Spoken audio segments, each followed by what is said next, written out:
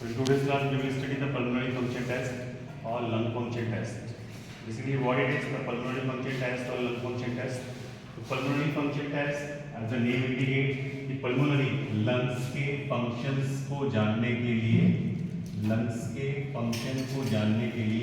pulmonary function test या lung function test किया जाता है. लंग्स के फंक्शंस को जानने के लिए पल्मोनरी फंक्शन टेस्ट या लंग फंक्शन टेस्ट किया जाता है. कौन से फंक्शंस, कौन सी अवस्था में functions, that may be physiological, that may be pathological. You can say क्या, to know the functional status of the lung, to know the functional status of the lung both in physiological and pathological stages. We used to do the pulmonary function test और lung function test. Lungs की normal अवस्था में या बीमारी की अवस्था में उसकी फंक्शनल कैपेसिटी, उसके फंक्शंस जानने के लिए क्या स्थिति है उसकी, आप pulmonary function test या lung function test करते हैं. ठीक है, बेसिकली क्या करते हो इसमें आप, तो इसमें आप चार चीजें देखते हो मोस्टली. First, ventilation. वेंटिलेशन का मतलब the amount of air that enters in the respiratory tract or amount of air that expelled out from the respiratory tract, ये जानने के लिए, that is known as ventilation. ठीक है. दूसरा पॉइंट कि जो लंग्स में अंदर एल्वियोलाई है, एल्वियोलाई के लेवल पे कितना गैस का एक्सचेंज हो रहा है, एल्वियोलाई के लेवल पे कितना गैस का एक्सचेंज हो रहा है, इसको जानने के लिए पल्मोनरी फंक्शन टेस्ट किया जाता है. तीसरा, एक्सरसाइज से क्या रिलेशन है रेस्पिरेशन, एक्सरसाइज से रेस्पिरेशन का क्या रिलेशन है, इसको जानने के लिए पल्मोनरी फंक्शन टेस्ट किया जाता है. चौथा, ब्लड एनालिसिस.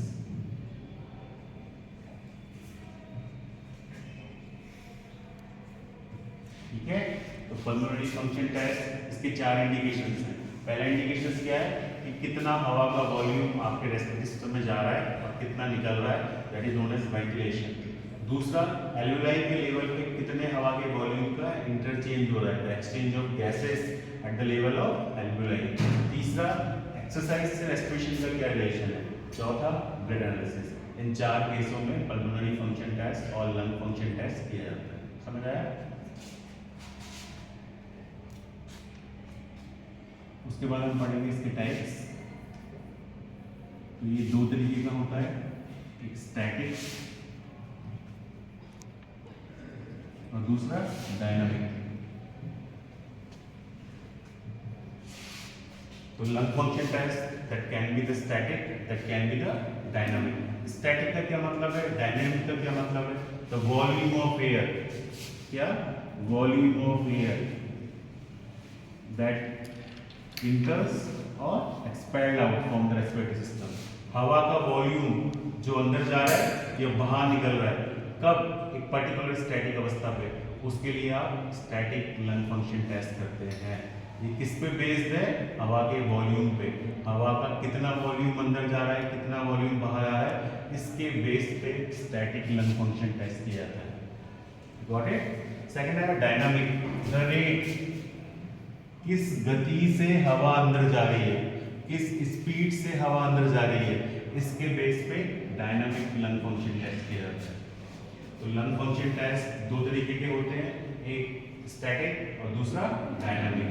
स्टैटिक का मतलब लंग्स का वॉल्यूम, लंग्स का हवा का वॉल्यूम जो आपके रेस्पिरेटरी सिस्टम में इंटर हो रहा है, उसके बेस पे जो टेस्ट किया जाता है उसको स्टैटिक लंग फंक्शन टेस्ट कहते हैं.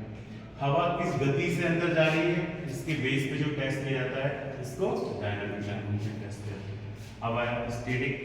तो स्टैटिक जो है वो फिर से दो तरीके का होता है, एक वॉल्यूम्स और एक कैपेसिटी.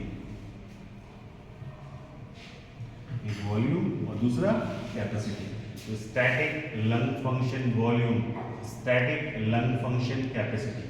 तो जो आपका पल्मोनरी फंक्शन टेस्ट था वो दो तरीके का था, एक स्टैटिक और दूसरा डायनामिक. हवा का वॉल्यूम पे जो बेस्ड है उसको स्टैटिक बोलेंगे, हवा किस गति से जा रही है इस पे जो बेस्ड है उसको डायनामिक बोलेंगे.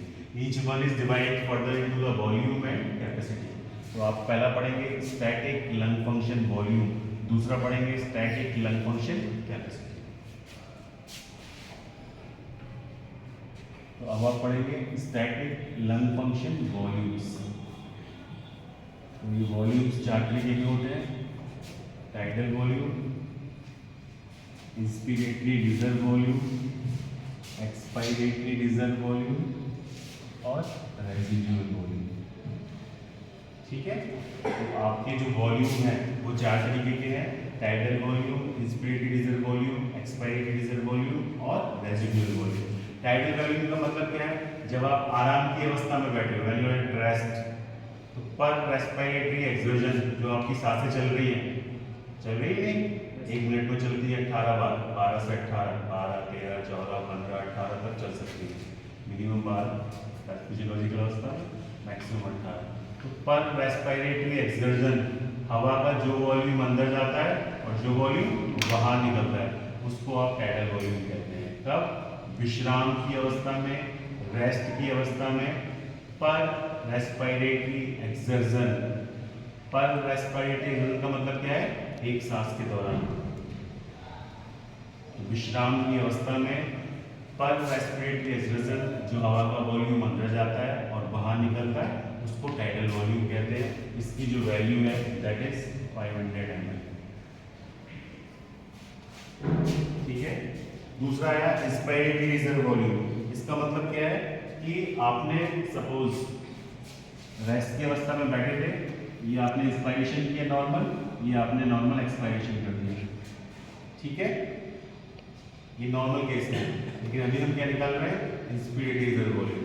तो आपने नॉर्मल इंस्पायरेशन किया, नॉर्मल इंस्पायरेशन के बाद आपने additional volume of air forcefully inspire कर ली। तो ये तो आपका नॉर्मल इंस्पिरेशन था, ये आपका क्या है? एडिशनल वॉल्यूम ऑफ एयर जो आपने फोर्सफुली इंस्पायर किए। This total is known as inspiratory reserve volume. समझ आई?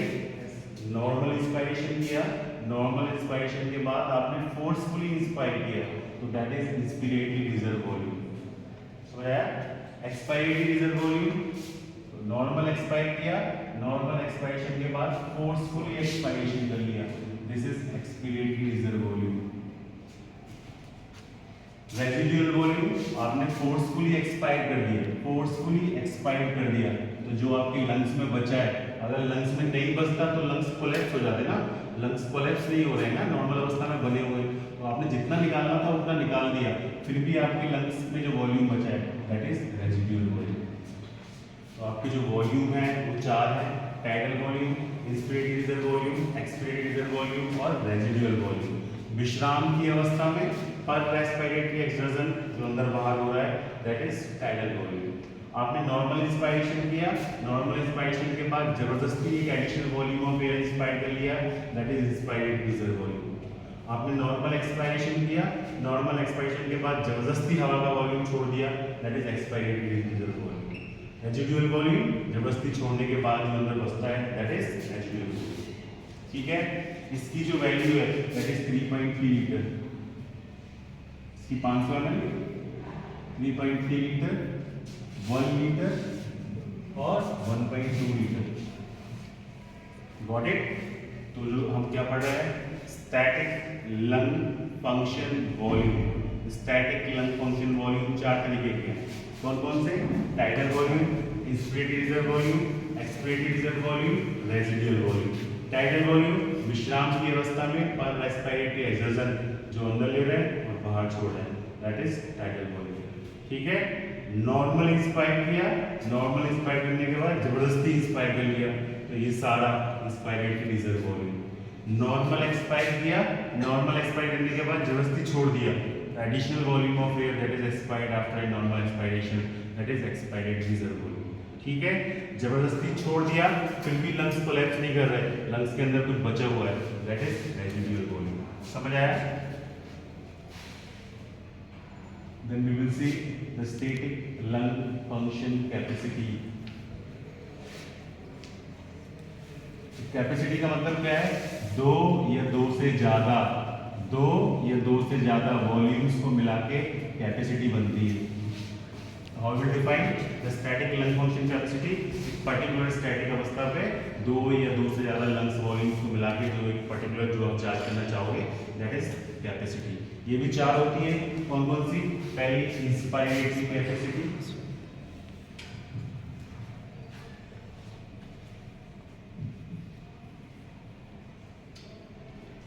इंस्पायरेटरी कैपेसिटी, दूसरी expiratory capacity, vital capacity. Capacity चार होती है, पहली इंस्पायरेटरी कैपेसिटी, दूसरी वाइटल कैपेसिटी, तीसरी टोटल लंग कैपेसिटी और चौथी जो बची that is residual capacity, functional residual capacity. ठीक है, तो कैपेसिटी का मतलब ही क्या है, दो या दो से ज्यादा वॉल्यूम्स को मिला के कैपेसिटी बनती है। It may be of four type, inspiratory, vital, functional residual capacity और टोटल लंग कैपेसिटी। तो पहला हम पढ़ेंगे इंस्पिरेटरी कैपेसिटी। अभी जब हमने इंस्पिरेटरी वॉल्यूम पढ़ा था तब हमने क्या पढ़ा था कि नॉर्मल इंस्पिरेशन के बाद जबरदस्ती इंस्पिरेशन, यही तो पढ़ा था। इसमें इंस्पिरेटरी वॉल्यूम है। कैपेसिटी में हम क्या पढ़ रहे हैं, नॉर्मल एक्सपायरेशन के बाद, नॉर्मल एक्सपायरेशन के बाद जबरदस्ती इंस्पायरेशन। वॉल्यूम में हमने क्या पढ़ा था, नॉर्मल इंस्पायरेशन के बाद एडिशनल वॉल्यूम इंस्पायर्ड, यही तो पढ़ा था। अभी हम क्या पढ़ रहे हैं, नॉर्मल एक्सपायरेशन के बाद additional volume of air inspired, that is inspiratory capacity. ठीक है, वाइटल कैपेसिटी जैसे हम कपालभाति करते हैं, कपालभाति में क्या करते हैं, जबरदस्ती सांस लेते हैं और जबरदस्ती सांस छोड़ते हैं। तो after a forceful inspiration a forceful expiration is known as vital capacity. जबरदस्ती ली, जबरदस्ती छोड़ी। After a forceful inspiration, the forceful expiration is known as vital capacity. Got it? Functional residual capacity, एक था residual volume, उसमें क्या था, जबरदस्ती छोड़ने के बाद जो अंदर बच रहा था, ये तो नॉट, इसमें जबरदस्ती नहीं है, क्वाइट एक्सपायरेशन, एक नॉर्मल क्वाइट एक्सपायरेशन के बाद जो अंदर बचता है that is functional residual capacity. Last बचा टोटल लंग कैपेसिटी। इसका मतलब क्या है, आप सिर्फ ले रहे हो the maximum amount of air that is inspired, expire कुछ नहीं करना है, सिर्फ मैक्सिमम ले रहे हो, that is total lung capacity. एक बार मैं फिर से बता रहा हूँ, ये चार तरीका है, inspiratory capacity, vital capacity, functional residual capacity और टोटल लंग कैपेसिटी। ठीक है, इंस्पायरेटरी कैपेसिटी इसका मतलब क्या है कि आपने नॉर्मल एक्सपायरेशन किया, नॉर्मल एक्सपायरेशन के बाद जबरदस्ती additional volume of air inspire कर लिया, that is inspiratory capacity. Vital capacity का मतलब क्या है, आपने एडिशनली इंस्पायर किया और additional amount of air, forceful inspiration, then forceful expiration कर दिया, that is vital capacity. Functional residual capacity का मतलब क्या है, आपने क्वाइट एक्सपायरेशन किया, नॉर्मल क्वाइट, तो जितनी बचती है अंदर that is functional residual capacity. Last बचती है कौन सी, टोटल लंग कैपेसिटी, आप जितना maximum amount of air inspire कर रहे हो that is total lung capacity. तो पहला वाला है इंस्पायरेटरी कैपेसिटी, इसकी जो वैल्यू थी वो कितनी थी, 3.8 लीटर्स। ठीक है, दूसरा है वाइटल कैपेसिटी, इसकी जो वैल्यू है दैट इज 4.8 लीटर्स। जो फंक्शनल रेजिडुअल कैपेसिटी है इसकी 1 और इसकी 6 लीटर। ठीक है, तो जो इंस्पायरेटरी कैपेसिटी है इसकी जो वैल्यू है दैट इज 3.8 लीटर, जो वाइटल कैपेसिटी है दैट इज 4.8 लीटर, जो फंक्शनल रेजिडुअल कैपेसिटी है इसकी कैपेसिटी है 2.2 लीटर और जो टोटल लंग कैपेसिटी है इसकी जो कैपेसिटी है दैट इज 6 लीटर। ठीक है, तो कैपेसिटी का मतलब दो या दो से ज्यादा वॉल्यूम्स को मिला के, दो या दो से ज्यादा वॉल्यूम्स को मिला के जो बनती है दैट इज कैपेसिटी। तो इंस्पिरेटरी कैपेसिटी एग्जाम में क्या होगा, एग्जाम में ये होगा सब मिक्स मैच हो जाएगा, कुछ याद नहीं रहेगा। तो कैसे याद रखना है कि जो इंस्पिरेटरी वॉल्यूम था उसमें क्या बताया था सर ने, नॉर्मल इंस्पायरेशन के बाद जबरदस्ती इंस्पायरेशन, ऐसे तो बताया, ये लाइन याद रखनी है, नॉर्मल इंस्पिरेशन के बाद जबरदस्ती इंस्पिरेशन। इसमें वॉल्यूम में कैपेसिटी में क्या बताया, नॉर्मल एक्सपायरेशन के बाद जबरदस्ती एक्सपायरेशन। अगर ऐसे डायग्राम बना के याद रहेगा तो लाइफ लॉन्ग रहेगा, अगर रट्टा मार के याद करोगे तो एग्जाम में भूल जाओगे टेंशन। ठीक है, वाइटल कैपेसिटी नॉर्मल आपने फोर्सफुल इंस्पायर किया देन फोर्सफुल एक्सपायरेशन किया। कपालभाति, कपालभाति में क्या करते हैं, जबरदस्ती सांसें लेते हैं और जबरदस्ती छोड़ते हैं, that is 4.2 litre. Functional residual capacity 2.2 litre, आपने क्वाइट एक्सपायरेशन किया, नॉर्मली क्वाइट, जोर जबरदस्ती वाला नहीं, तो जो अंदर बचता है that is functional residual capacity, that is 2.2 litre. Total lung capacity, इसका मतलब क्या है? The maximum amount of air that is inspired, that is total lung capacity. इसकी जो वैल्यू है वो कितनी है? 6 लीटर। जैसे एक नॉर्मल हेल्दी इंडिविजुअल है, सुबह को अनुलोम विलोम करता है, एक्सरसाइज करने जाता है, अच्छा डाइट है उसका, तो उसके केस में क्या है, जो उसकी लंग कैपेसिटी है वो 6 लीटर है। अगर वही उसी एज का कोई व्यक्ति जो तंबाकू खाता है, घर में पड़ा रहता है, सोता रहता है, एक्सरसाइज नहीं करता है, तो उसके केस में उसकी लंग कैपेसिटी 6 से कम होगी, ज़्यादा नहीं होगी। अगर कोई बीमार व्यक्ति है, जिसको कोई लंग्स की प्रॉब्लम है, तो उसके केस में उसकी जो लंग कैपेसिटी है वो 6 से कम होगी, ज़्यादा नहीं होगी। तो ये जो रेशियो दिए, जैसे टाइडल वॉल्यूम 500 ml है, ठीक है, किसी का वॉल्यूम 1 लीटर है, किसी का 1.2 लीटर है, तो वो एक नॉर्मल हेल्दी इंडिविजुअल्स में है। अगर कोई स्मोकिंग करेगा तो वो तंबाकू खाएगा, अनुलोम विलोम नहीं करेगा, इनको पोल्यूशन के इन्वायरमेंट में रहेगा, तो उसकी जो नॉर्मल वॉल्यूम्स और कैपेसिटी है वो नॉर्मल से कम हो जाएंगे, ज़्यादा नहीं। इनको नापने के लिए क्या करते हैं, कैसे नापते हैं? तो इनको नापने के लिए इंस्ट्रूमेंट होता है स्पाइरोमीटर।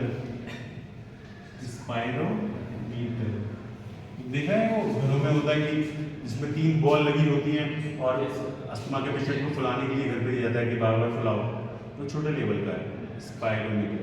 जो लैब में है, सबकी लैब में बड़ा सा लोहे का रखा है, वो एक बड़े लेवल का है। The instrument is known as spirometer. क्या कहते हैं उसको? स्पाइरोमीटर। एक और इंस्ट्रूमेंट है that is known as respirometer, और एक और ग्राफ पेपर है दैट इज प्लेथिस्मोग्राफ। एग्जाम में आएगा क्या, जैसे हमने पहले पढ़ा है कि the electrical activity of heart can be recorded by putting the electrode on the chest, that is ECG, is it not? Exam में आएगा plethysmograph is used to major pulmonary function test और lung function test. Spirometer, respirometer और plethysmograph, ये सब lung function test को जानने के लिए किए जाते हैं। फर्स्ट ईयर में एलएफटी या फिर पीएफटी, लेकिन जब भी एलएफटी कहीं और आता है तो इसका मतलब होता है लीवर फंक्शन टेस्ट, जो कि एक बहुत कॉमन जांच है ब्लड की। लीवर फंक्शन टेस्ट ब्लड की जांच है, जिससे लीवर सही से काम कर रहा है या नहीं कर रहा है वो निकालते हैं। तो जब कभी और आएगा एलएफटी, तो एलएफटी का मतलब लीवर फंक्शन टेस्ट। लेकिन अगर रेस्पिरेटरी सिस्टम में एलएफटी आया है तो एलएफटी का मतलब लंग फंक्शन टेस्ट या फिर पल्मोनरी। समझ आ गया? विदाउट हाँ